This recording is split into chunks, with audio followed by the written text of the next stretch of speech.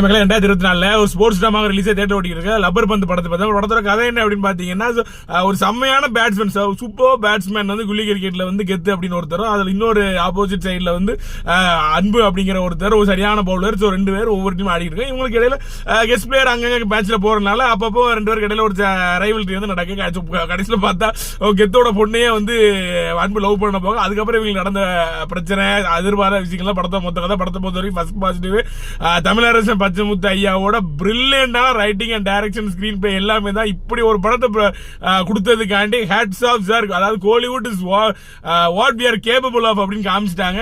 முதல் படத்திலே வந்து நொறுக்கி விட்டுட்டாரு நான் வந்து சொல்லுவேன். அது மட்டும் இல்லாம சீன்ரோட எக்ஸ்ட்ராடினரியான மியூசிக், அது மட்டும் இல்லாம பெர்ஃபார்மன்ஸ் அட்டகத்தி தினேஷ் ஆகட்டும், கரிசகன் ஆகட்டும் நொறுக்கி விட்டுட்டாரு. அது மட்டும் இல்லாம தினேஷ் புருஷோத்தமன் சினிமாட்டோகிராஃபி மதன் எட்டிங் இந்த படத்தை எங்கேயும் கொண்டு போய் விட்டுருச்சு. ஃபேமிலியோட தெரியல இந்த சம படம் நான் வந்து உங்களுக்கு சொல்லுவேன். இந்த படத்துக்கு ரேட்டிங் வந்து 8 out of 10.